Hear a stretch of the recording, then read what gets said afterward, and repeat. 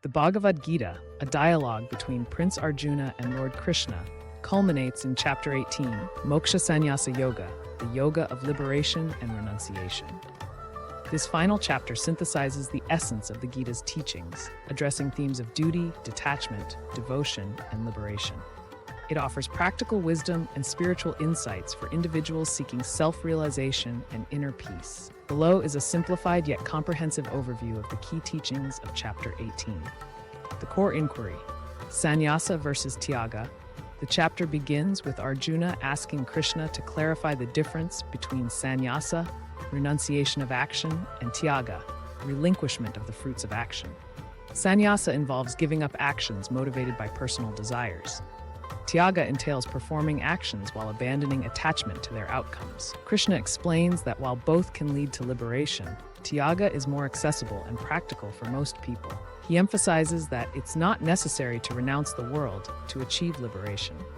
Instead, one can engage in selfless action, offering its results to the divine. The nature of action. Krishna categorizes actions, knowledge, and the doer based on the three gunas, qualities of nature. 1. Sattvic, pure, actions done with a sense of duty, without attachment and aligned with dharma. 2. Rajasic, passionate, actions motivated by selfish desires and ego, performed with attachment. 3. Tamasic, ignorant, actions driven by delusion, laziness, or harm. Krishna encourages striving for sattvic action, which purifies the mind and leads to peace. The role of duty, svadharma. Krishna highlights the importance of performing one's svadharma, personal duty. Each person's role in society is determined by their nature and qualities. Fulfilling one's duty, even imperfectly, is better than attempting another's, as it aligns with one's inherent purpose. Arjuna, as a warrior, is reminded that fighting for righteousness, dharma, is his duty, which must be performed selflessly. Paths to liberation. Krishna outlines the following practices for attaining liberation. 1. Detachment, acting without attachment to results. 2. Self-discipline, mastery over the senses and equanimity in success and failure. 3. Knowledge, understanding the eternal self, Atman, and the impermanent nature of the material world. 4. Devotion, bhakti, complete surrender to God and unwavering faith. Krishna explains that liberation is achieved through selfless action, devotion, and inner realization. Understanding the self and God. Krishna describes the Atman self as eternal, indestructible, and beyond the physical body. The Atman is part of the universal divine essence, Brahman, which pervades everything. Realizing this unity between the self and God leads to liberation and freedom from the cycle of birth and death. Threefold division of qualities. Krishna elaborates on the threefold division of qualities across actions, knowledge, intellect, and happiness. 1. Knowledge. Sattvic knowledge recognizes unity and diversity, fostering compassion. Rajasic knowledge sees the world as fragmented and competitive. Tamasic knowledge, limited, materialistic understanding. 2. Intellect. Sattvic intellect discerns right from wrong, guiding ethical behavior.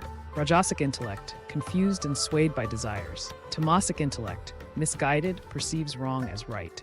3. Happiness. Sattvic happiness arises from self-discipline and spiritual practice, initially challenging but leading to long-term peace. Rajasic happiness, derived from sensory pleasures, fleeting and ultimately unsatisfying.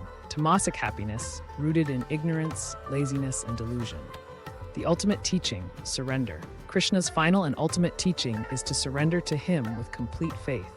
Abandon all other duties and take refuge in me alone. I will liberate you from all sins. Do not grieve. Verse 66. This act of surrender leads to liberation and eternal peace, transcending all obstacles and suffering. Sharing the Gita's wisdom. Krishna emphasizes the sacred nature of the Gita and its teachings. It should be shared only with those who are devoted, disciplined, and sincere. Teaching or studying the Gita is considered a supreme form of devotion and an act of service to God. Those who study or teach the Gita with faith are assured divine blessings and spiritual growth. Sanjaya's reflection. Sanjaya, the narrator, expresses his awe and gratitude for witnessing the divine dialogue. He recalls the cosmic form of Krishna, Vishwarupa, revealed in Chapter 11 and the profound teachings shared with Arjuna. Sanjaya concludes by affirming that where Krishna and Arjuna are present, there will always be victory, prosperity, and righteousness. Key takeaways from Chapter 18 are 1. Duty with detachment. The Bhagavad Gita emphasizes performing one's responsibilities with a sense of detachment. Krishna teaches that true renunciation does not mean abandoning action, but relinquishing attachment to its results. By selflessly fulfilling one's duties, svadharma, even amidst challenges, individuals align with the divine order and contribute to social harmony. This approach transforms mundane tasks into acts of spiritual significance, fostering inner peace and balance. Strive for purity.